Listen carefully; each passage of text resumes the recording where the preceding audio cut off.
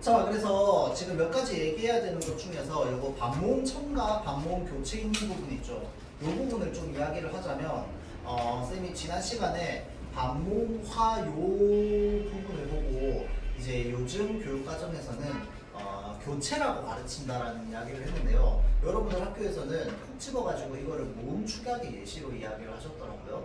그래서 요거를 일단은 여러분들 축약이라고 알고 있으세요. 자, 그러면 우리는 지금 축약 두 가지를 배운 겁니다. 알겠어요? 자, 그래서 자음 축약과 모음 축약을 배운 거야. 이 반모음화 현상을 지금 축약이라고 봅니다. 어서 오세요. 다시 얘기할게요.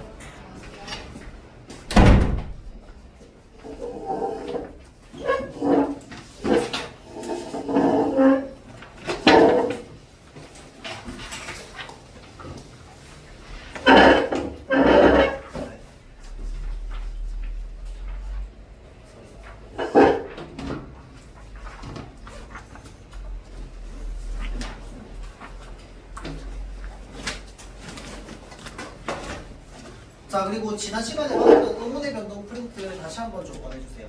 몇 가지만 얘기할게요.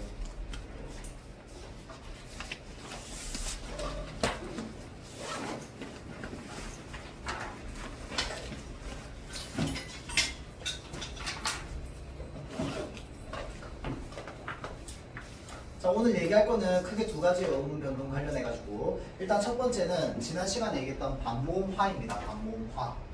우리 지난번에 반모음 첨가가 있었고 반모음화라고 해서 교체 현상도 있다고 했었죠. 일어나는 환경은 거의 비슷하다고 했어요. 이 어가 만들어졌으면 얘가 이 여로 변할 수도 있고 여로 만들어질 수도 있는데 그 중에서 지금 이 반모음화는요 여로 만들어지는 환경을 말하는 거야. 자, 그래서 이러한 상황일 때 요즘 교육과정에서는 반모음화라고 해서 보통 교체라고 이제 모의고사나 수능에 나온다고 이야기를 했어요. 요즘은. 근데 지금 여러분들 학교 선생님이 뭐라고 얘기했냐면 이거를 콕 집어가지고 모음 축약의 예시로 이야기를 하셨거든요. 그래서 여러분들은 일단은 요거를 축약이라고 알고 있으면 됩니다. 알겠죠? 두 개는 뭔 차이가 있는데요? 별 차이 없어요. 그냥 똑같은 말이야. 그냥 뭐 어느 개념에 집어넣을 것인가에 대한 문제거든. 사실 변하는 현상은 변동되는 게 없어요. 우리는 이미 일상생활에서 다 이렇게 쓰고 있어. 모아를 바로 쓰고 있고 피어를 표로 쓰고 있거든. 알겠죠? 자, 그래서 이거를 어디에 집어넣을 건가에 대한 문제에서 지금 학교에서는 축약이라고 했고요. 내가 고등학교를 다니던 당시에도 이거를 모음 축약이라고 배웠어. 당시에도. 요즘 바뀐 건데 지금 학교 선생님은 그 옛날 기준으로 지금 얘기를 하고 계시기 때문에 우리는 그 기준으로 알고 있으면 됩니다. 알겠죠? 자, 그러면 우리는 축약을 몇 개 배웠다? 두 개를 배운 거야. 자음 축약해서 거센 소리 되게 하나 있었죠. 그 다음 뭐가 있는 거야? 모음 축약이 있는 거야. 알겠죠? 자, 그러면 축약이라고 하는 게 기본적으로 어떤 구조를 가지고 있는 거냐면 A라는 의문이랑 B라는 의문이 만났는데 C가 된 거거든. 반모음 E라는 의문이랑 어가 만났는데 뭐가 된 거야? 여가 된 거야. E랑 어는 여랑 다르잖아. 서로 다른 두 개의 모음이 만났는데 전혀 생뚱맞은 다른 모음이 됐다고. 기억이랑 히읗이 만났어요. 뭐가 되는데? 키읔이 된단 말이야. 마찬가지로 기억은 키읔이랑 다르고 히읗도 키읔이랑 달라. 근데 얘네 둘이가 합쳐졌더니 하나가 또 다른 게 생겼단 말이야. 그래서 이제 보통 축약은요 A랑 B가 더해져서 C라는 새로운 의문이 나오는 거를 우리가 축약이라고 얘기하거든요. 그래서 지금 우리는 모음 축약과 자음 축약을 배웠다 이렇게 머릿속에 넣어두면 됩니다. 알겠죠? 자, 다음 사이소리 현상에 대해서 다시 한 번만 얘기할게요. 진짜 강조 여러 번 합니다. 여러분들이 그냥 완벽하게 이해가 될 때까지 뭔가 머릿속에 집어넣어야 돼요. 스스로 설명할 수 있어야 돼. 이걸 왜 이렇게 하는지에 대해서. 안 되면 뭐 해야 되는데? 질문해야 돼. 알겠죠? 자, 그래서 사이시옷 현상은, 사이시옷을 붙이는 상황, 그 다음에 사이소리 현상이라고 하는 건 우리가 배웠는데, 그러면 그거를 바탕으로 얘는 왜 이렇게 쓰게 되는지, 그 다음에 얘는 왜 의문의 변동 규칙에서 교체, 뭐 탈락, 첨가 이런 것들에 뭐 이렇게 들어가지 않는지, 이런 것들에 대해서 이야기를 좀 하자면 일단 기본적으로 사이시옷을 붙이는 것 자체가 여러분들 규칙성이 그렇게 없습니다. 그 말은 무슨 말이냐면요. 사이시옷은 언제 붙인다고 했어? 자, 앞말이 모음으로 끝나고 뒷말의 첫 소리가 된 소리로 발음될 때. 그러니까 된 소리가 아닌 애가 된 소리로 발음되는 거. 요 특히나 요 환경이요, 여러분들. 규칙성이 없습니다. 왜 규칙성이 없는데 그럼 쓰느냐? 옛날부터 너무 오랫동안 그렇게 써와서 그런가요? 대표적인 게 뭐가 있냐면 여러분들 사이시옷과 관련해가지고 이게 진짜 활용할 수 있는 게 문제로 활용하거나 이런 게 엄청 많거든요. 다양한데 일단 기본적으로 우리가 예를 들어서 뭐가 있을까? 그냥 촛불 이야기를 하자면 초랑 불이 만나서 촛불이 됐잖아. 그러면 여기에 시옷을 넣어주는 이유는 뭐 때문이라고 했어요? 초랑 불이 만났는데 발음할 때 뭐가 되는 거야? 촛불 이러면서 불이 뿔로 발음되기 때문에 사이시옷을 넣어주는 거거든. 이해돼요? 그래서 얘는 발음이 어떻게 된다고 했어? 촛불로 발음해도 되는데 시옷.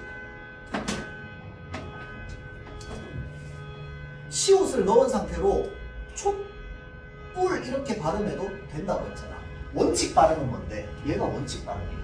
얘는 허용 발음이고 사이시옷을 붙인 게 허용 발음이야. 알겠죠? 그래서 사이시옷을 붙였다라는 것 자체가 얘를 발음하는 데 있어서 특정한 좀 이렇게 그럴듯한 규칙을 만들어주기 위해서 시옷을 붙여놓은 거거든.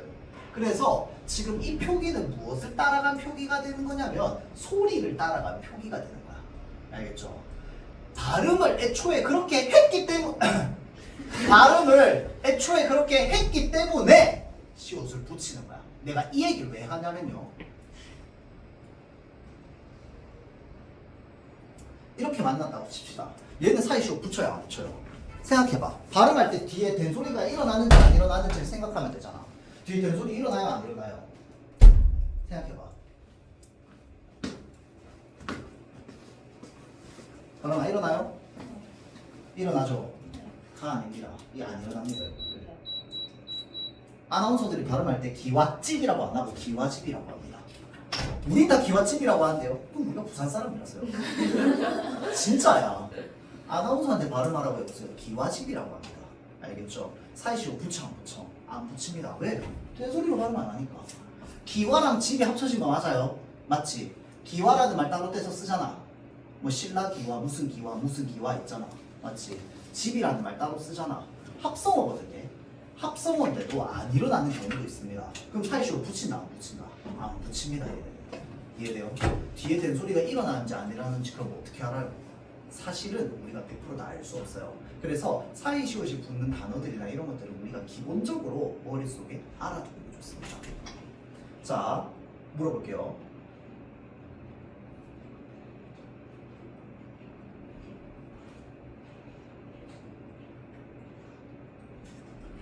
서른아, 왼쪽이 맞아, 오른쪽이 맞아?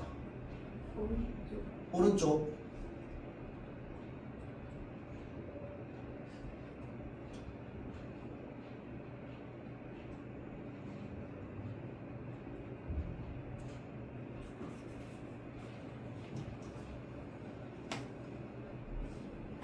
서린아, 왼쪽이 맞아, 오른쪽이 맞아?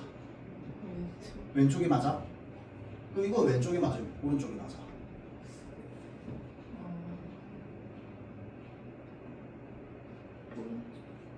나 방송부나 뭐 신문 뭐 이런 거 해봤다, 학교에서. 아무도 없어요? 이거는 왼쪽이 맞아, 오른쪽이 맞아? 뭐가 다른지 모르겠죠, 여러분들. 혹시 뭐가 다를까요, 얘네 세 개는? 그 뒤에 오는 자위. 그렇죠. 위라는 단어 뒤에 거센 소리가 오느냐, 된 소리가 오느냐, 예사 소리가 오느냐가 달라지는 거야. 이해돼요? 자, 그래서요. 얘는요. 얘가 맞는 표기, 얘가 맞는 표기, 얘가 맞는 표기입니다. 이유는 뭘까요? 얘는 위하고 집이 만났잖아. 발음 어떻게 해요? 윗집이라고 하거든, 윗집. 그래서 얘는 된 소리가 아닌데 된 소리로 발음되잖아. 그래서 사이시옷을 붙여줍니다. 얘는 왜 안 붙여주는데? 원래 쪽이라는 단어야. 위족 아니잖아. 쪽이잖아, 방향 쪽. 맞지? 자, 그래서 원래 쪽이기 때문에 된 소리가 아닌 애가 된 소리로 발음되는 게 아니고요. 원래부터 된 소리야, 얘는 본투비. 그래서 시옷을 붙여줄 필요가 없는 거야. 원래 쪽이라서. 알겠죠? 얘는요. 애초에 시작이 뭐야? 거센 소리로 시작하잖아. 된 소리로 시작 안 하죠. 된 소리로 발음 안 되잖아. 그러니까 사이 시옷을 붙일 필요가 없는 겁니다. 알겠죠? 그래서 얘만 붙이고 나머지는 붙이지 않습니다. 알겠죠? 자, 그래서 요게요, 여러분들 머릿속에 바로바로 지금 이해가 돼야 되는데 바로 이해가 안 된다라고 하면 어떻게든 이해하려고 노력해보세요. 왜냐면 무슨 단어로 물어볼지는 몰라. 물론 시험에 안 나올 수도 있어요, 이래놓고. 그러나 일단 알아는 두세요. 왜냐면 이거 어차피 2학기 교과서에 또 있어요. 이게 원래 2학기 교과서에 나오는 거거든. 자, 그래서 아마 올해 내내 시험 중에 1학기 때 나오든 2학기 때 나오든 사이 시옷을 물어보는 문제가 무조건 한 문제는 나올 거야. 근데 그게 언젠진 몰라. 기말이 아닐 수도 있어요. 근데 알아는 두세요. 알겠죠? 이 구성으로, 그러니까 이 구조를 기본적으로 이거를 보고 바로 이해가 되잖아요. 그러면 어떤 상황에서 사이 시옷을 붙이는지 안 붙이는지가 확 들어올 거야. 대신에 뒤에 원래는 된 소리인데 얘가 원래는 예사 소리인데 이 예사 소리 이내가 왜 된 소리로 발음되는지 안 되는지는 모르겠다. 뭐 그건 있을 수도 있어요. 그건 어쩔 수 없어. 근데 그 정도로 학교에서 내진 않아요. 보통 학교 시험을. 그거는 모의고사도 그렇게 내지 않아요. 알겠죠? 자, 그렇기 때문에 얘가 뒤에 실제로 그래서 찝이 소리 나는지는 몰라도 상관없지만 적어도 이 구조로 만들어진다는 거 우리가 좀 알고 있으면 좋습니다. 알겠죠? 일단 기본적으로 뒷말의 첫 소리가 된 소리로 안 적혀 있는데 된 소리가 나야 돼. 그래야지 사이 시옷을 붙이는 거야. 사이 시옷, 왜 하필 시옷이라고 했어요? 시옷 뒤에는 항상 예사 소리는 뭐로 발음될 수밖에 없기 때문에 된 소리로 발음될 수밖에 없기 때문에 무슨 규칙에 의해서? 된 소리 되기 첫 번째 규칙에 의해서. 이 말도 무슨 말인지 이해 못하면 바로 질문하세요. 집에 가가지고. 알겠죠? 설명을 다 할 수 없기 때문에. 자, 그래서 여러분들 그것도 있습니다. 혹시 여기 있는 사람 중에 아는 시조일 수도 있는데 저기 그 단종 관련된 이야기 시조 중에 이렇게 시작하는 시조 있거든요.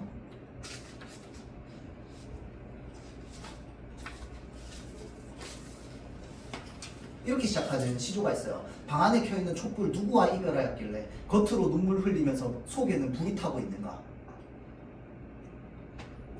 그거 이제 그 단종을 잃어버린 이 신하의 마음을 얘기하는 건데 그때는 뭐라고 적었냐면 촛불이라고 적었어. 왜 촛불이라고 적을게요? 원래는 초 플러스 불이야. 근데 발음할 때 뒤에 뿔로 발음되거든. 그래서 그때 당시에 뭘 붙여준 거야? 기억을 붙여준 거야. 뒤에 있는 된소리랑 맞추려고. 이해돼요? 그때도 그런 시도가 있었다고. 그 정도로 사이 소리 현상은 되게 오래된 역사를 가지고 있어요. 그래서 사이 소리 현상은요, 사이 시옷을 붙이는 건 소리가 먼저야. 소리를 표기가 따라가는 겁니다. 알겠죠? 자, 그래서 이렇게 우리가 알고 있으면 좋을 것 같아요. 나머지 부분들 변동 현상도 여러분들 이제는 좀 어느 정도 확 이제 머릿속에 좀 들어와 있어야 돼요. 알겠죠? 안 되어 있으면 질문도 좀 하고. 자, 숙제 내준 거 전부 다 풀었다 손. 에이, 설마 진짜로? 그래요? 다 풀었다 손. 아무도 없어?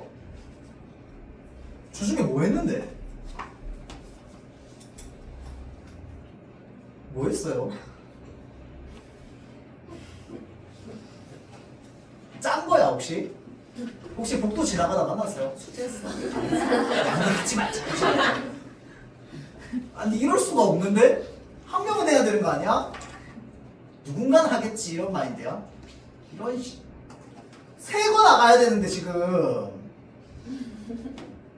오늘 변동 끝났는데 다음 주까지 다 푸세요. 알겠지?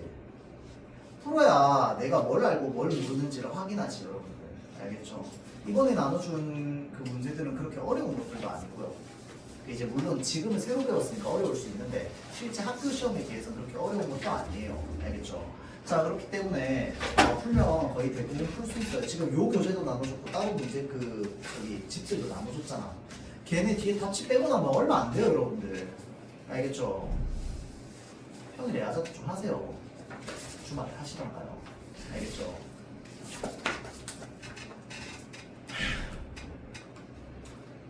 자, 오늘 새로 나눠준 거 좀 봅시다. 그 페이지가 몇 페이지야? 122페이지.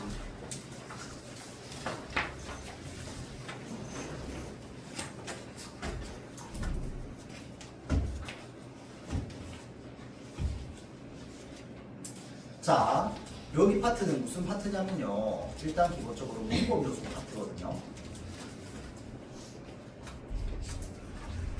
이 문법 계열로 따지면 문장 계열입니다. 문장 계열. 의문의 변동은 무슨 계열이냐면 의문 계열이야. 그래서 우리가 보통 문법이라고 하면 크게 세 부분으로 나누거든요. 의문, 단어, 문장, 얘네가 이제 문법이야. 그럼 이제 얘네를 바탕으로 다 활용하는 거거든. 그래서 이 문장 다음이 사실은 중세국어예요. 근데 중세국어는요, 사실은 우리말이기 때문에 문법이 똑같아요.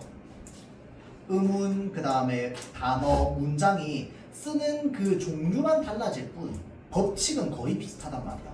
그래서 일단 기본적으로 우리가 현대문법을 1학기 때 다 끝내는 거야. 그게 교육과정이야. 그러고 나서 2학기 때 이제 중세국어랑 한글 맞춤법을 배우는 거거든. 자, 그래서 이 문장 파트를 여러분들 제일 처음은 언제 배웠어요? 언제 배웠게?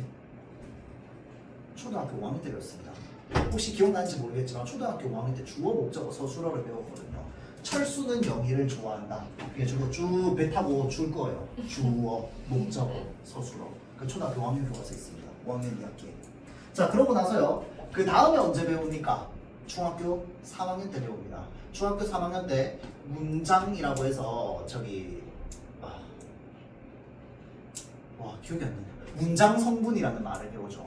그래서 문장 성분에 뭐 있습니까? 주어, 서술어, 목적어, 보어, 관용어, 부사어, 독립어 이렇게 있습니다. 맞죠? 자, 그거 배우고 나서 그 뒤에 무슨 문장 배웠어요? 아는 문장, 암기 문장, 홍문장 배웠지. 기억나요? 그것까지가 중학과정이었어요. 그래서 지금 오늘 수업할 내용은요, 그걸 기본적으로 지금 빠삭하게 알고 있는 정도가 돼야 돼요. 근데 그거는 내가 지금 설명을 할 시간이 없어요. 지금 앞으로 남아있는 진도가 많고, 여러분들 다 다음 주에 모의고사 치고 나면 모의고사도 풀이해야 해요.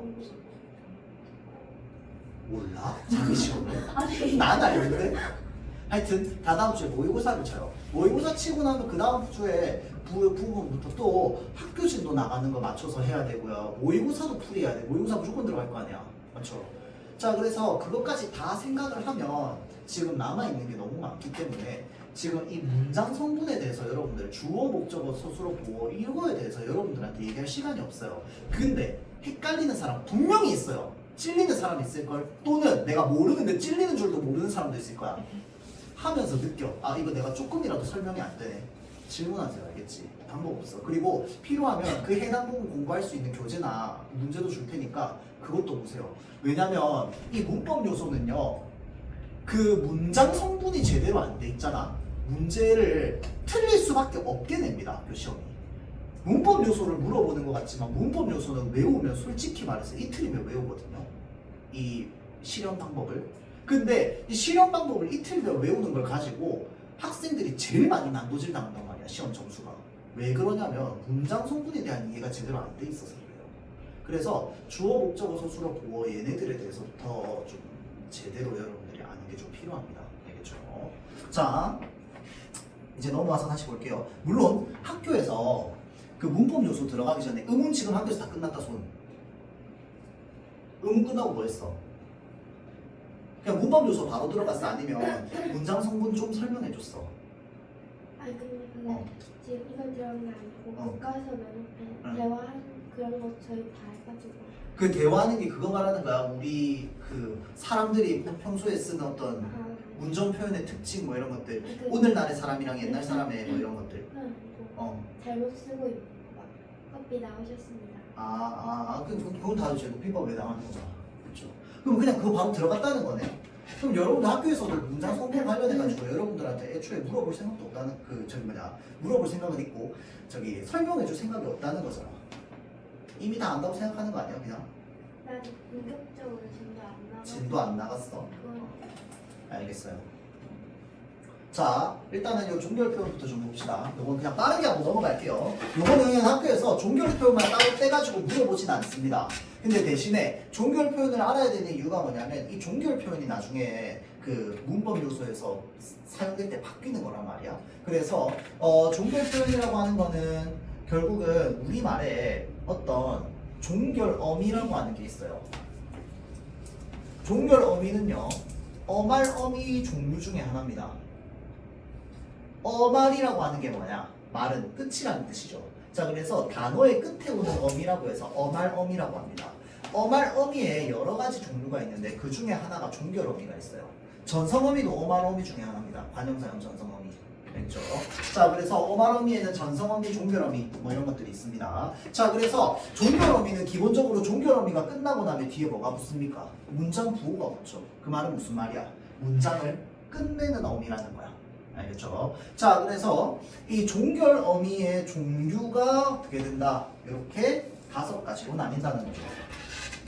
그래서 여러분들 평서형, 의문형, 명령형 이런 건 다 알 겁니다. 알겠죠? 자, 그래서 요거는 그렇게까지 쌤이 자세히 설명은 안 할 거고 여기에 적혀있는 거 그냥 읽고 보면 다 아는 것들이야. 알겠죠? 대신에 의문 생기는 거 있으면 질문을 좀 할 수 있도록 하고요. 자, 다음 의문문의 종류 넘어갑시다. 요건 좀 알아두세요. 의문문은 누군가한테 물어보는 문장을 의문문이라고 하잖아. 맞죠? 자, 그래서 이 의문문의 종류는 크게 3가지가 있습니다. 첫 번째는 뭐냐면 설명 의문문이에요. 설명 의문문은 이 의문사를 사용해가지고 누군가에게 일정한 설명을 요구하는 거야. 다음 두 번째, 판정 의문문이라고 하는 게 있는데 판정 의문문은요 긍정이나 부정의 단순 대답을 요구하는 거야. 그러니까 우리가 소위 말하는 yes or no야. yes or no. 예를 들어서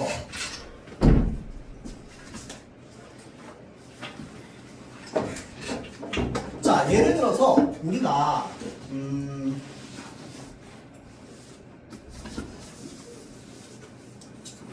약속을 다시 되물어. 우리 내일 만나는 거 맞아? 우리 내일 만나? 라고 얘기하면 물어보면 대답은 어떻게 나와요? yes or no가 나오잖아. 맞지? 그래서 이런 의문문을 뭐라고 한다고? 판정 의문문이라고 한다고. 설명 의문문은 우리 내일 몇 시에 만나?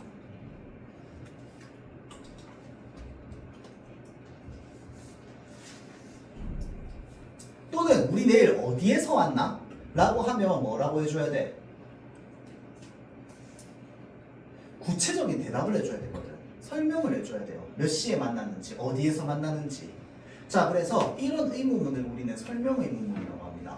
어떤 대답을 할 수 있느냐에 대한 차이인 거야. yes or no로 나오느냐 아니면 구체적으로 무언가 특정해서 대답을 해줘야 되느냐.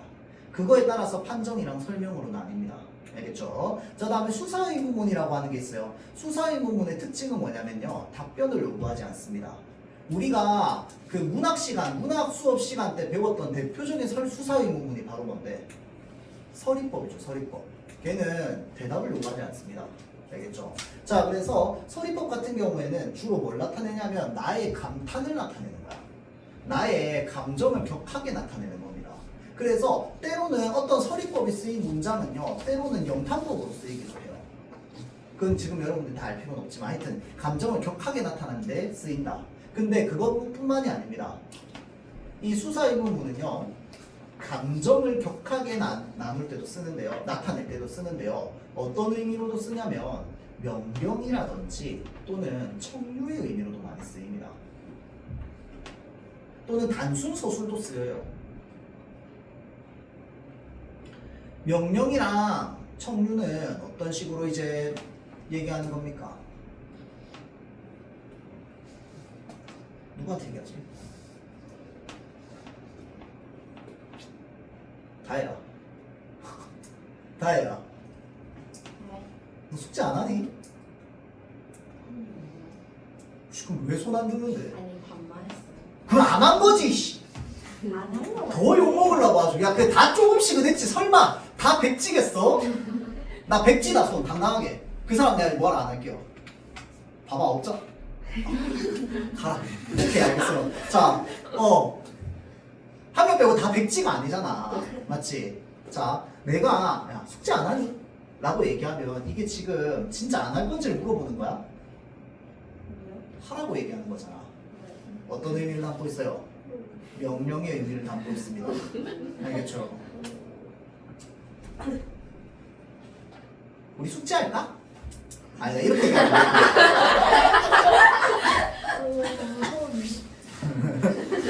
맞아. 의문형으로 명령이랑 청유를 얘기하잖아요. 기본적으로 가슴이 뜨끔해야 돼요. 이 사람이 진짜로 빡쳤구나 라는 게 느껴지는 거죠. 알겠죠? 자, 그래서 의문형으로는 명령이나 청유형의 문장들도 좀 나타낼 수 있습니다.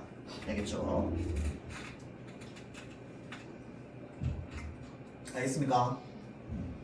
뭘 알겠다는 거지? 의문형을 알겠다는 거야? 아니면 숙제를 알겠다는 거야?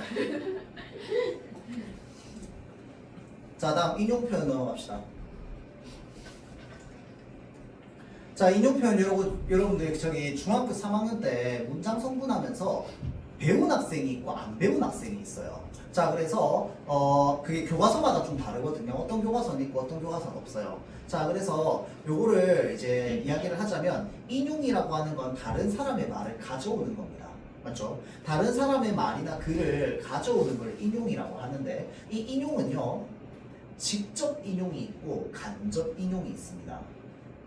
자, 그래서 직접 인용은요 그 다른 사람의 말이나 글을요 형식과 내용을요 그대로 유지한 채 가져오는 걸 직접 인용이라고 합니다. 그래서 직접 인용은 대체적으로 큰 따옴표를 붙이고요. 그 다음에 인용격 조사 라고를 붙입니다. 라고. 이 라고가 여러분들 조사입니다. 조사. 왜냐하면 띄어쓰기를 안 하고 붙이기 때문에. 알겠죠? 자, 그래서 인용격 조사 라고를 붙입니다. 자, 그래서 영희는 무궁화 꽃이 피었습니다. 라고 중얼거렸다는 거야. 그래서 그 사람이 했던 말을 그대로 다 가져와야 돼요. 토시 하나 틀리지 않게. 자, 다음. 간접 인용은요, 다른 사람의 말이나 글을요, 인용할 때 형식은 유지하지 않고 내용만 화자의 입장에서 이해해가지고 바꿔 쓰는 표현입니다. 그래서 바꾸는 게 가능해요. 저 사람의 말을 바꾸는 게 가능합니다. 그래서 우리가 일상생활을 하면서 인용 표현 중에 오해가 생기는 건 전부 뭐 때문에 생기는 거야? 다른 사람을 말을 갖다가 와가지고 소문이 와전되고 하는 건 전부 간접 인용 때문에 생기는 거야. 맞잖아. 자, 간접 인용은요 인용절 뒤에 인용격 조사 고를 붙입니다. 자, 생각해 봅시다. 철수가 아니다. 철수 땡땡 가르마 김치찌개 먹으러 가자. 마라탕 먹으러 가자.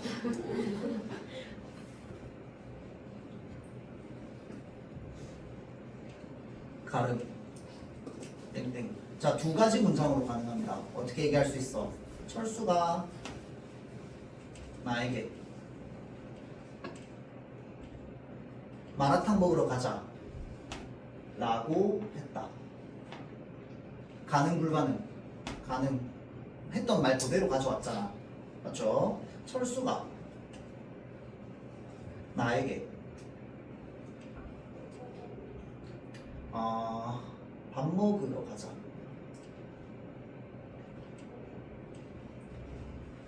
고 했다. 가능 불가능? 가능.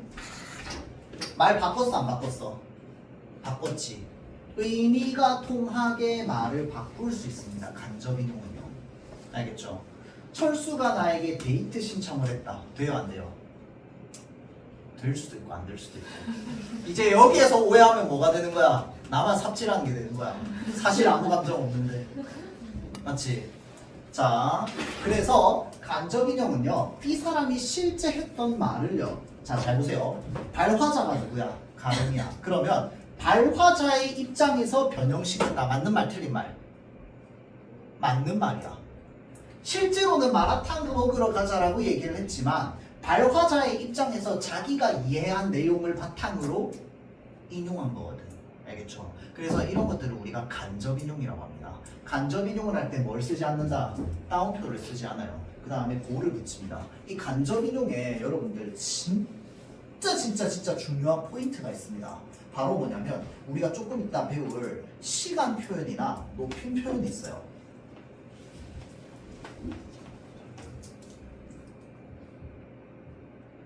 얘가요 바뀝니다.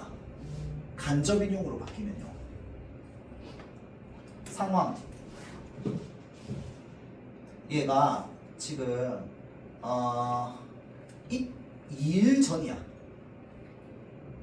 여기 지금 2일 전 상황이야. 철수가 여기 사이에 미안합니다. 가르마하고 마라탕 사이에 내가 요걸 넣어볼게. 철수가 2일 전에 가르미 보고 내일 마라탕 먹으러 가자 라고 얘기를 했어요. 맞지? 그러면 간접 인용으로 바꾸면 철수가 나에게 여기 시간 뭐가 와야 돼요? 내일이 와야 돼? 그렇지, 어제가 와야 돼. 간접 인용은요, 말하는 사람의 지금 기준인 거야. 알겠죠? 그래서 시간 표현이 바뀌는 겁니다. 그러면 얘는 바뀌어요, 안 바뀌어요? 안 바뀌어요. 내일 마라탕 먹으러 가자를 그대로 따옴표로 가져오면 돼. 그럼 학교에서 시험에서 뭘 활용하겠니? 얘를 활용하겠지. 이해돼요? 높임 표현도 바뀝니다. 알겠죠? 자, 그래서 일단은 우리가 시간은 높임 표현은 여러분들 아직까지 정확하게 잘 모를 테니까 시간 표현을 기준으로 보자면 이틀 전에 내일 먹으러 가자고 했기 때문에 화자가 말하는 시점 기준으로는 어제인 거야. 알겠죠? 얘 진짜 많이 나옵니다. 알겠죠? 얘 활용해가지고 여러분들이 조금 이따 나중에 배울 시간 표현이나 높임 표현 활용해가지고 물어보면 여러분들 머릿속에서 이제 터지는 거야. 알겠죠? 시간 없는데 학교 시험 치는데 빨리 풀어야 되는데 이거 생각하고 있으니까 시간이 가는 거야. 알겠죠? 그래서 문법 요소가 여러분들 문법 파트 중에서 여러분들 시간 제일 많이 뺏어먹는 파트 중에 하나입니다. 생각해야 돼가지고. 원래 다른 파트는 생각할 게 없거든요. 알면 풀고 모르면 못 푸는 거야. 근데 얘는 알고 생각까지 해야 돼요. 문법 파트. 여기 문장 파트는. 알겠죠? 그게 이제 특징 중에 하나입니다. 자, 여기까지 하고요. 넘어가도록 할게요. 높임 표현입니다. 126페이지.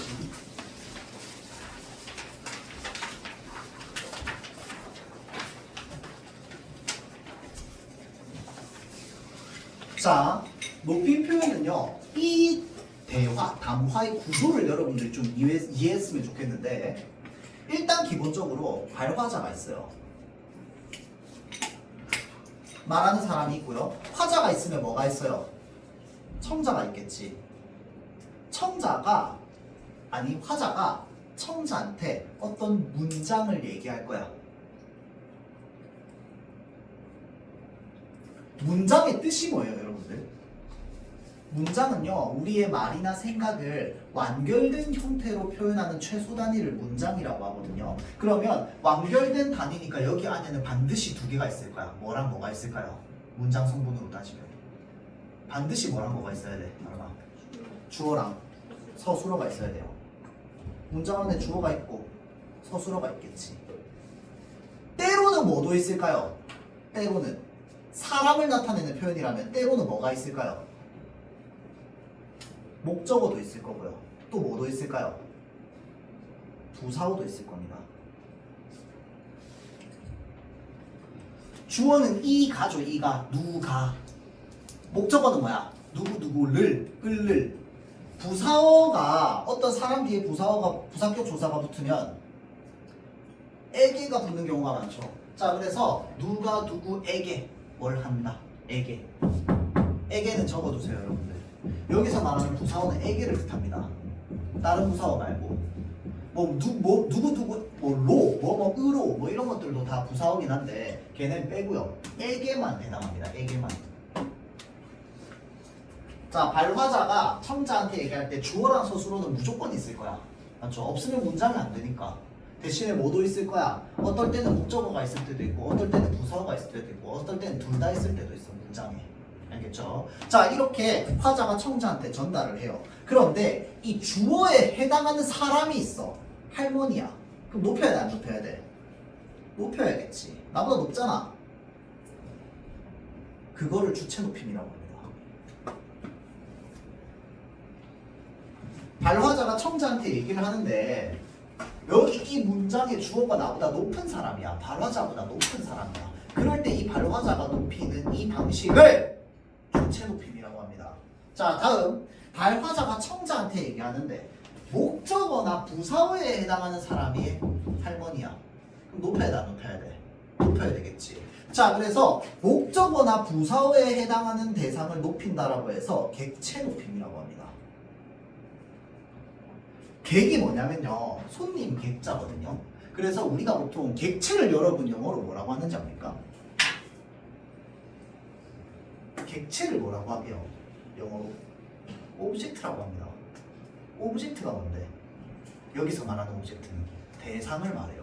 알겠죠? 뭐 물론 이제 오브젝트라고 하면 원래는 목적어를 뜻하긴 하는데, 그래서 SV, O 하면 O를 쓰잖아. O가 오브젝트잖아. 맞죠? 그래서 원래 목적어를 뜻하긴 하지만 부사어도 때로는 객체가 됩니다. 우리말에서는. 알겠죠? 자, 그래서 목적어나 부사어가 객체, 그러니까 대상이 되는 거야. 무엇의 대상이 됩니까? 여러분들 목적어 뜻이 뭔지 기억나요? 뭐였어? 내가 그렇게 강조했는데 주어를 주어를부터 틀렸어 임마. 서술의 목적이 되는 그렇지, 서술어의 대상이 되는 것을 목적어라고 하죠. 자, 그래서 서술어의 대상이 되는 걸 객체라고 합니다. 그게 부사어일 수도 있고 목적어일 수도 있어요. 우리 중학생 때 부사어는 안 배웠는데 부사어도 대상이 될 수 있습니다. 알겠죠? 자, 그래서 그걸 객체라고 합니다. 자, 다음 마지막으로 반려관자가 청자한테 얘기하는데 주어랑 목적어가 전부 동생이야. 그럼 높일 필요 있어 없어? 없지. 근데 내 말을 듣는 사람이 할머니야. 그럼 어떻게 하나? 근데 할머니한테 반말하는 그 유교 거래 아닌 사람도 있으니까 학교 선생님이라고 칩시다. 알겠죠?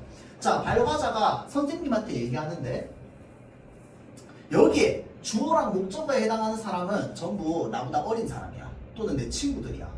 근데 청자가 선생님이야. 그럼 청자 높여야 돼, 안 높여야 돼? 높여야 되겠지. 그래서 청자를 높이는 높임 방식을 우리는 상대 높임법이라고 합니다. 이렇게 세 개가 있는 거야, 높임법은. 이걸 내가 왜 얘기하냐면요, 높임법 물어볼 때 시간이 제일 오래 걸리는 파트가 뭐냐면 선생님이 대화를 만들어요. 대화 만들어가지고 그 가운데서 읽게 만들거든. 내가 있고요, 엄마가 있고, 삼촌이 있고, 할머니 있고, 온 가족 다 나옵니다. 알겠죠? 자, 그렇게 해가지고 나보다 높은 사람이 몇 명인지, 삼촌보다 높은 사람이 누군지 뭐 이런 것들을 생각해야 되거든. 그래서 그런 식으로 나오기 때문에 이 구조를 이해해 놓는 게 편합니다. 알겠죠? 다음 높임 표현 볼게요. 일단 첫 번째는 상대 높임입니다. 자, 밑에 종결어미 표시해 주세요. 실현 방법에. 그리고 별표. 종결어미는 문장의 앞에 있어, 뒤에 있어? 문장의 끝에 있어, 뒤에 있어요. 그 말은 무슨 말이야? 상대 높임법은 종결어미로 실현되기 때문에 어디만 보면 돼요? 문장의 맨 마지막 부분만 보면 돼요. 문장의 종결 부분만 보면 상대 높임이 뭐로 쓰였는지를 알 수 있습니다. 우리가 대화잖아, 그치? 그러니까 대화가 아닐 수도 있어요. 대화가 아닐 때도 있으니까 그냥 문장이 적혀 있을 때도 있잖아. 문어체로. 여러분들 문어체랑 구어체가 뭔지는 알죠? 상대 높임은 전부 무슨 체야? 구어체입니다. 왜? 상대 청자한테 얘기하는 거니까. 맞죠? 그래서 구어체로 쓰인 문장은요, 상대 높임이 안 쓰인 문장이 없습니다. 왜냐면요, 낮춤 표현도 전부 상대 높임에 들어가기 때문이에요. 친구한테 말하는 것도 상대 높임이고, 동생한테 말하는 것도 상대 높임입니다. 선생님한테 얘기하는 것도 상대 높임이고요. 그래서 대화체, 구어체가 나오면요, 여러분들 상대 높임이 아닌 게 없어요. 자, 그래서 상대 높임은요, 크게 어떻게 나뉘냐면요, 격식체랑 비격식체 이렇게 두 가지로 나뉩니다. 자, 격식체랑 비격식체로 나뉘고요. 자, 격식체 안에는 몇 개가 있느냐? 4개가 있습니다. 2개는 높임 표현이고 2개는 낮춤 표현입니다. 높이는 것도 상대 높임, 낮추는 것도 상대 높임. 자, 그래서 격식체는 그러면 왜 격식체겠어? 뭘 갖춰야 되니까? 격식을 갖춰야 되니까. 편한 상대, 좀 이렇게 편하지 않은 상대, 좀 덜 편한 상대, 편하지 않은 상대, 가까운 상대 아니면 좀 이제 가깝지 않은 상대, 가깝지 않은 상대. 그래서 상대적으로 나랑 친밀하지 않고 가깝지 않고 예의를 차려야 되고 또는 공식적인 석상이고 이럴 때 쓰는 높임 표현을 우리가 격식체라고 합니다. 알겠죠? 자, 그래서 격식체에는 크게 높임 표현은 2가지가 있습니다. 하십시오랑 하오체가 높임 표현이거든요. 하십시오는 여러분들 그래도 일상생활하면서 좀 들을 일이 있으려면 있을 수 있어. 가끔씩 왜 좀 여러분들 부모님이나 어른들이 좀 쓰는 말투기도 하죠. 아, 뭐뭐 하십니까? 뭐뭐 합니까? 이렇게. 특히나 또 우리 부산 사투리 쓰는 사람들 그런 거 많이 하잖아. 뭐 하십니까? 이러면서. 식사하셨습니까? 그런 것들이 전부 뭐야? 하십시오, 제야. 어디서 제일 많이 써요? 여기는 갈 사람이 있을란가? 이제 군대 가면 쓰는 말투죠. 군대 간 사람이 있을 수도 있잖아. 그렇죠? 군인이 될 사람이 있을 수도 있으니까. 그렇죠? 가면은 하십시오, 제쳐야 됩니다. 맞죠? 그래서 편안한 건 되십시오. 이렇게 불 끄기 전에 항상 그렇게 얘기해야 되거든요. 모르죠? 이등병들 어떻게 해야 되냐면 자기 전에 항상 이제 딱 해가지고 이제 자기보다 선임들이 일단 침대에 다 누웠는지 확인하고 안 누울 때까지 기다리고 있어야 돼요. 누울 때까지 기다리고 있다가 다 누우면 이제 불 끕니다. 그래서 편안한 밤 되십시오 이렇게 얘기하죠. 자 다음 그 우리가 소위 말해 다나까 말투라고 하잖아. 그치? 다나까가 뭔데? 다 또는 까를 쓴다고 해서 다나까라고 하거든. 알겠죠?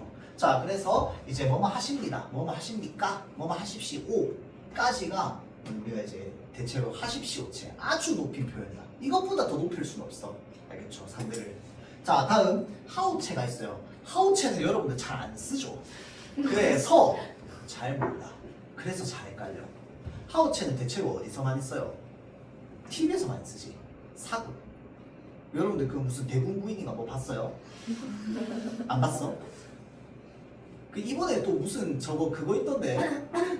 그 논란 그거 21세기 대군부인. 그거 천세 이래가지고 근데 그게 사실 난 뭔지 몰라. 나 내용은 몰라요. 그거 내용은 모르는데 대군부인이라고 하니까 이 말투 썼겠지. 그래서 얘기하는 거 아니야. 사극의 말투를 썼겠지. 그리고 또 이제 그 배우 임지연이 나오는 드라마 중에 저기 뭐냐 무슨 시간 이동해가지고 조선시대 사람인데 현실에 와가지고 하는 거 있던데. 그러면 있을 거 아니야. 보통 사극에서 많이 나오는 말투입니다. 어디 가시오? 뭐 이런 것들. 나 어디 가오? 오는요 낮춤 표현 아닙니다. 높이는 표현입니다. 알겠죠? 어디 가오? 나 어디 가오? 우리 가오. 우리 갑시다. 자, 잘 보세요. 구려가요. 높이 표현입니다. 이게 여러분들 구몬이랑 구려의 차이가 사실은 살면서 느껴지거든요.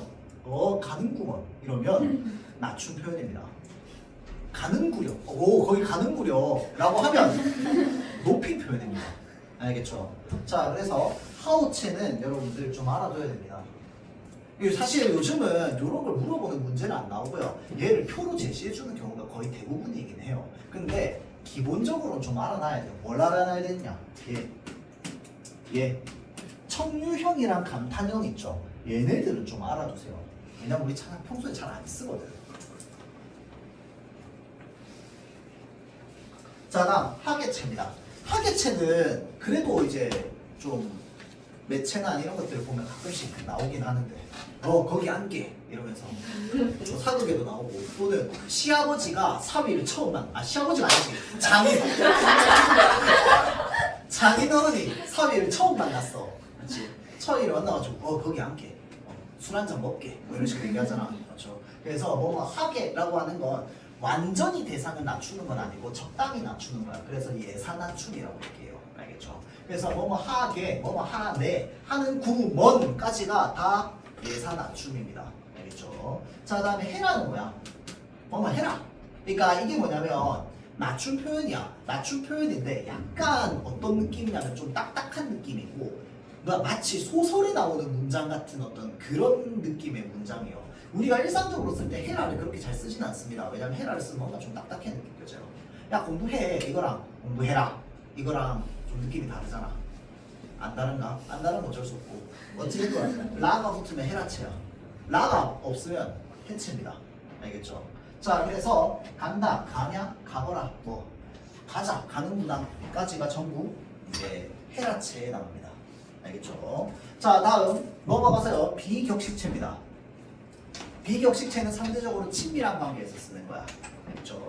자, 그래서 해요체가 있고 해체가 있고 두 개밖에 없습니다. 높임 하나, 낮춤 하나 이렇게 있는 거야. 그래서 두루두루 높인다라고 해서 두루 높임, 두루두루 낮춘다고 해서 두루 낮춤이라고 합니다. 알겠죠? 자, 그래서 해요자의 요자는요. 자, 표시 5조사입니다.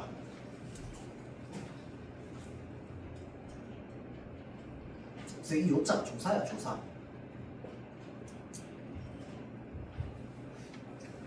가요, 해요. 근데 보조사는 문장에서 뺄 수 있어 없어? 뺄 수 있어. 그러니까 빼도 말이 되죠. 보조사는 빠져도 말이 됩니다. 왜냐면 특별한 뜻을 더해주는 거기 때문에 걔를 빼면 특별한 뜻만 없어지는 거야. 그래서 보조사 빼면 뭐가 돼요? 가가 되는 거야. 해체가 되는 겁니다. 알겠죠? 그래서 우리가 요자를 붙여가지고 쓰는 모든 말들 있죠. 모든 말들은 해요체입니다. 하나만 빼고 뭐만 빼고 위로 다시 올라가주세요. 별표. 하십시오체 청유형이요. 요자로 끝납니다. 가시지요 이러면서. 그럼 뭐로 구분하면 될까요? 시로 구분하면 됩니다. 뭐 하시지요라고 하면 이거 해요체 아니야. 하십시오체의 청유형입니다. 알겠죠? 자, 근데 그 이외의 모든 요자는요 다 해요체입니다. 알겠죠? 자, 해요체. 그 다음에 해요체에서 요자 빠지잖아? 그러면 해체입니다. 가. 이거 우리 다 그거 구분 가능하잖아. 가. 전부 해체입니다. 알겠죠? 자, 다음 주체 높이도. 일단은 뭐부터 외워두느냐? 실현 방법부터 외워두세요. 실현 방법부터 외워두고 그 다음에 실제 문장에 어떻게 적용되는지는 두 번째로 확인하고 그러고 나서 마스터가 좀 되고 나면은 문제들을 좀 풀어보고 이렇게 하면 됩니다. 알겠죠? 자, 그래서 그 과정을 이런 식으로 이제 빈칸 채우는 거나 이런 것들로 좀 보면 됩니다. 알겠죠? 자, 다시 넘어와서 주체 높이법은요. 아까 이야기했듯이 서술의 주체라고 되어 있는데 서술의 주체를 또 다른 말로 뭐라고 하는데? 주어라고 하잖아. 맞죠? 자, 그래서 주어를 높이는 방법입니다. 그러니까 주체 높임의 실현 방법이 사용되어 있잖아. 그러면 그 문장에 누구를 찾으러 가야 된다는 거야? 주어를 찾으러 가야 돼요. 알겠어요? 근데 이 주어가 그러면 찾으러 가서 끝나는 거야? 아니야. 뭐까지 확인해야 될까요? 얘가 진짜 높임의 대상이 맞는지 아닌지 찾으러 가야 돼요. 왜? 우리는 이 단어가 문장의 주어라는 걸 100% 확신할 수 없거든요. 왜? 진짜 문장의 주어를 생략했으면 어떡할 거야? 우린 평소에 생략 많이 쓰는데. 맞죠? 자, 그래서 제대로 된 높임의 대상이 맞는지를 확인해야 돼요. 보통 이 파트에서 많이 틀리는 유형 중에 하나가 뭐냐면요. 문장 성분을 헷갈려 하는 겁니다. 왜 헷갈려 하냐면요. 목적어인데 을을이 안 붙어 있어. 우리 을을 안 붙이고 평소에 얘기하잖아. 나 밥 먹어라고 하면은 밥이 뭐야? 목적어잖아. 밥 먹어 이러면 밥을 먹는다잖아. 목적어야. 그래서 우리는 보통 조사를 빼고 많이 얘기하기 때문에 학교에서도 실제로 문장에 조사를 빼고 많이 넣는단 말이야. 그러면 얘가 목적어인지 주어인지를 적절한 조사를 넣어가지고 파악을 해야 돼요. 그래서 얘가 주어인지 목적어인지, 그리고 이 주어가 생략되어 있는지 안 생략되어 있는지, 목적어가 생략되어 있는지 안 생략되어 있는지를 체크해야 돼요. 알겠죠? 그래서 문장 성분이 중요하다고 얘기하는 거야. 자, 다시 넘어가면 주체 높이법에서 실현 방법은 크게 세 가지입니다. 첫 번째, 주격 조사 깨서를 붙이는 거야. 그러면 조사 깨서가 붙어 있으니까 띄어쓰기 없이 그냥 깨서가 붙어 있는 이 단어 자체가 뭐야? 높임의 대상인 거겠지. 맞죠? 얘 별로 어렵지 않아요. 깨서 옆에 붙어 있는 거 보면 되니까. 맞죠? 자, 다음 두 번째, 선어말 어미 의시. 얘가 중요합니다. 시가 붙어 있으면 뭐 찾으러 간다? 주어 찾으러 간다. 알겠죠? 선어말 어미잖아. 그럼 그 말이 무슨 말이야? 가다라는 서술어가 있어요. 동사야. 맞지? 어간과 어미를 끊으면 어떻게 됩니까? 가와 다로 끊길 거야. 그리고 다 하고 나면 마침표 찍히니까 얘가 종결어미야. 어말어미죠. 그래서 어말어미 앞에 오는 선어말 어미에 뭐가 붙어 있어? 시가 붙어 있어. 그럼 어떻게 되는데? 가시다가 되죠. 가시다. 자, 다음 세 번째, 특수한 어휘. 특수한 어휘는요, 여러분들 어떤 걸 특수한 어휘라고 하냐면 가시다는요, 잘 보세요. 원형이 보존되어 있어, 안 보존되어 있어? 무조건 보존되어 있어야 돼. 어간 보존돼 있어야 되고 어미도 보존되어 있어야 돼. 그 사이에 선어말 어미만 추가되는 거야. 이해되죠? 원형이 보존되어 있는 상태에서 추가되는 거거든. 그런데 원형이 보존되지 않는 것들이 있습니다. 어떻게 되는 거냐면 예를 들어서 자다는 뭘로 바뀌어요? 여기에서 이런 거 물어보다 보면 여러분들 유교벌인지 아닌지 나오는 거야. 평소에 얼마나 존댓말을 쓰는지 안 쓰는지가. 자다의 특수한 어휘가 뭔데? 주무시다. 누구한테 물어보지? 누가 제일 사가지가 없어 보일까요? 누굴까? 유경아. 본인이 그렇다고 생각해서 그런 건 아니고요. 그냥 물어본 거야. 자, 있다가 뭔데? 특수한 어휘로. 오. 너무 초딩스럽나? 또 뭐가 있을까? 주체 높임 특수한 어휘. 오케이, 먹다 뭐 있어요? 잡수시다. 그렇지. 잡수다가 아니고요. 잡수시다입니다. 알겠죠?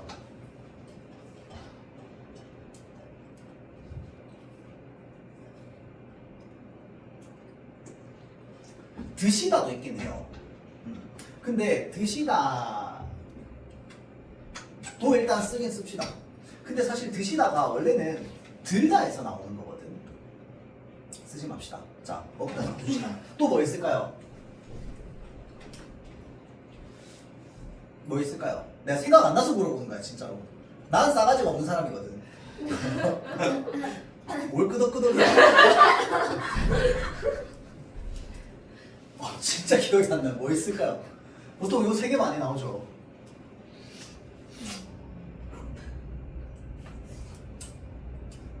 주무시다, 계시다, 잡수시다, 계시다. 진짜 기억이 안 나요. 뭐가 있을까? 배고프다. 시작하시다 같아요. 안 돼요. 왜냐면 시장 하시다잖아. 선어 발음이 시가 붙었잖아. 잡수시다. 잡수시다는 아니야.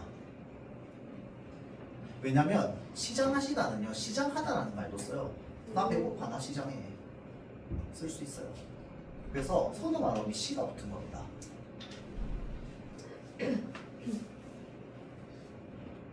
진짜 기억 안 난다. 오케이, 여기까지. 내가 이 정도였군요. 자, 봅시다.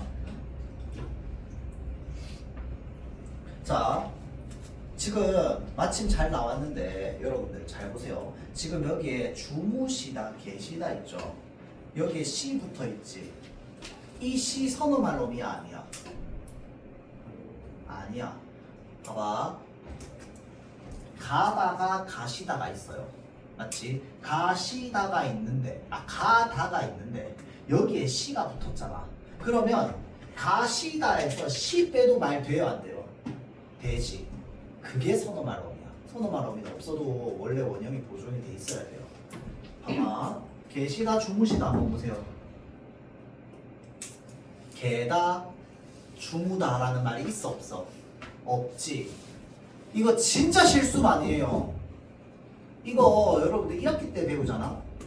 작년에 사심여고 1학년 2학기 시험에 요 선어 말음이 그 주체 높임 선어 말음이랑 관련되어 있는 문제가 모의고사에 나와가지고 그 모의고사 변형으로 학교 시험에서 나왔거든요. 근데 1학기 때 배워가지고 까먹은 거야. 틀리고 와가지고 쌤한테 카톡으로 뭐라고 했냐면 쌤 계시다가 선어 말음이 시인 줄 알았어요. 너무 어이없지 않나요? 선어 말음이 아니야. 얘는 원래 있다라고 하는 표현인데 있다가 원형이 완전히 바뀐 상태로 계시다가 된 거거든. 그런 애들을 우리는 뭐라고 얘기하냐면 특수한 어휘라고 얘기하는 거야. 알겠죠? 자, 그래서 시가 빠졌을 때 말이 안 돼야 돼요. 그게 뭔데? 특수한 어휘야. 그래서 얘를 가지고 얘가 지금 가꾸시다, 가시다, 드시다, 먹으시다랑 사이에 있으면 안 되는 거야, 얘는. 알겠죠? 얘는 그냥 특수한 어휘야. 그래서 계시다는요, 어간이 어디까지야? 계시까지가 어간이야. 그리고 다가 어미예요. 알겠죠? 그래서 이거 진짜 많이 실수하니까 꼭 알아두세요. 알겠죠? 자, 이렇게 해서 지금 주체높임법의 실현 방법 3개죠. 그래서 주격조사 깨서가 쓰였다. 선어 발음이 의시가 쓰였다. 그 다음에 특수한 어휘가 쓰였다. 얘를 가지고 판단하는 거야. 근데 여러분들 특수한 어휘가 주체 높임에도 있고 객체 높임에도 있거든요. 조금 이따 얘기할 건데 주체 높임에서 쓰이는 특수한 어휘는요, 주체 높임에서만 쓰입니다. 객체 높임에 쓰이는 특수한 어휘는요, 객체 높임에서만 쓰입니다. 그 말은 무슨 말이야? 둘 중에 하나만 외워놔도 그냥 볼 필요도 없다는 거야. 그래서 뭘 외우느냐? 얘를 외우세요. 안 외워도 솔직히 되거든요. 근데 외우는 게 더 편해. 왜냐면 객체 높임 특수한 어휘가 몇 개 없거든. 알겠죠? 그러면 내가 알고 있는 객체 높임 특수한 어휘가 아니면 전부 주체라고 생각하고 주어 찾아가봐. 그러면 돼요. 그게 훨씬 빨라. 알겠죠? 물론 이해해도 안 외워도 할 수 있어요. 근데 외우는 걸 더 빨리 할 수 있어서 그래. 자, 다음 객체 높임 넘어가기 전에 주체 높임의 유형 한번 살펴볼 거야. 주체 높임은요, 크게 직접 높임과 간접 높임 두 개로 나뉘게 되거든요. 자, 그래서 직접 높이는 거는요, 화자가 서술의 주체를 직접 높이는 거야. 그게 무슨 말이냐면, 봐봐. 집에 오셨다라고 돼 있는데, 여러분들 문법 요소 배우는 파트에서 오셨다가 있으면 이거 줄임말이잖아. 무조건 늘려야 됩니다. 뭘로 늘려야 되는데? 그렇지. 오셨다가 되는 게 이게 모음 축약이잖아, 지금. 맞죠? 자, 그래서 축약되어 있는 모음을 전부 어떻게 해줘야 된다? 다 풀어서 적어줘야 됩니다. 그러고 나서 판단하는 거야. 알겠죠? 자, 그래서 옷이었다라고 하면 얘를 형태수 나누면 어떻게 돼요? 이렇게 나뉩니다. 맞죠? 오, 어간, 시, 선어말어미, 엇, 선어말어미, 다 종결어미. 맞죠? 자, 그래서 엇은 시간 표현이니까 빼고 시가 쓰였잖아. 맞지? 그러면 원래는 기본형이 오다잖아. 맞죠? 거기에 시라고 하는 게 들어가 있으니까 얘는 선어말어미 맞지? 특수한 어미 아니죠? 자, 그러면 시가 쓰였으니까 뭐 찾으러 가야 돼? 문장의 주어. 오는 건 누가 오는 거야? 이 문장에서 오는 건 누가 오는 거야? 아버지가 오는 거잖아. 그치? 그러면 시가 뭔데? 주어를 찾으러 가면 아버지겠지. 근데 이 문장에서 아버지가 높임의 대상 맞아 아니야? 맞죠? 이걸 직접 높임이라고 합니다. 알겠죠? 그러면 주어가 뭐인데 그걸 안 높이는 것도 있어요. 안 높이는 것도 있기 때문에 이렇게 얘기하는 거야. 자, 밑에 간접 높임이 있거든요. 자, 간접 높임은 높여야 할 대상의 신체 일부, 소유물, 생각 등 주체와 관련된 사물이나 사람을 높이는 것. 친척도 가능합니다. 간접적으로 높임으로써 주체를 높이는 겁니다. 어떻게 간접으로 높이냐? 잘 보세요. 할머니께서 약속이 있으시다. 얘 문장 성분부터 찾아볼까? 있으시다 문장 성분 뭔데? 있으시다 문장 성분 뭐야? 서술어. 자, 그럼 생각해봐. 이 문장이야. 문장 잘 봐. 우리 문장 성분 분석할 때 옛날에 서술어부터 하라고 거의 배웠을걸? 나랑 배운 학생은 서술어부터 하라고 꼭 얘기했고, 문장 성분 분석할 때 항상 서술어부터 가야 됩니다. 서술어를 찾고 나서 얘 뭘 찾으러 가야 돼요? 주어를 찾으러 가야 돼요. 이따의 주어는 할머니야, 약속이야? 약속이 있는 거야, 할머니가 있는 거야? 약속이 있는 거야. 그럼 이따의 주어는 뭔데? 약속이네. 그럼 얘네 짝이 맞춰져 안 맞춰져? 일단 이따랑 약속이랑 짝이 맞았어 안 맞았어? 짝이 맞았어, 얘네 둘끼리는. 근데 우리 한국 사람이라서 알아. 문장의 주어는 뭔데? 할머니거든. 할머니에 해당하는 서술어 어디 갔어? 나 어디 갔을까요? 할머니에 해당하는 서술어는 뭔데? 얘담은 뭐예요? 지훈아, 할머니에 해당하는 서술어 어디 있어요? 에이, 진짜. 유경 어디 갔어요? 할머니에 해당하는 서술어 어디 있어? 자, 우리는 한국 사람이라서 안다고 그랬잖아. 이따의 서술어의 주어가 약속이라며, 맞죠? 할머니는 우리가 한국 사람이기 때문에 알아요. 할머니 깨소인데 깨소가 가잖아, 그치? 할머니가 약속이 있다는 거 아니야, 맞죠? 자, 그러면 얘가 주어라는 것도 우리 다 알거든, 한국 사람이라면. 수민아, 할머니에 해당하는 서술어 어디 갔어요?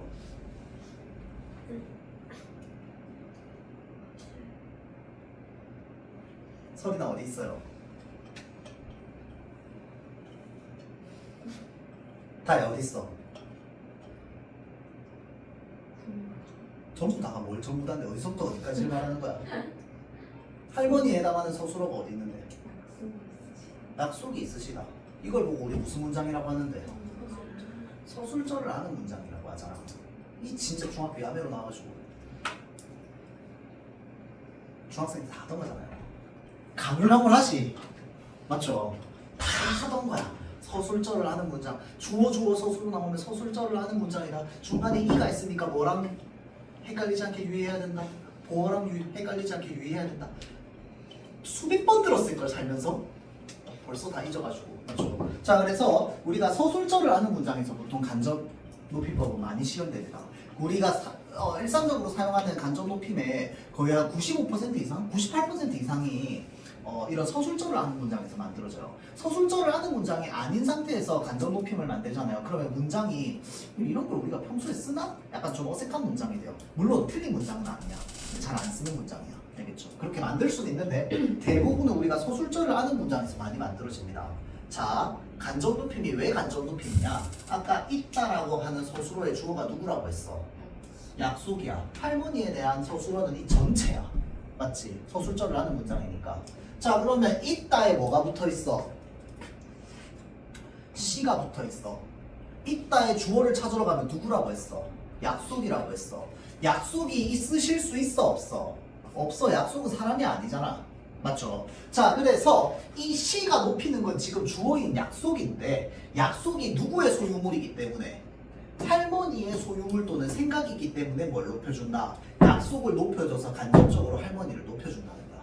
이걸 우리가 간접 높임이라고 합니다. 알겠죠?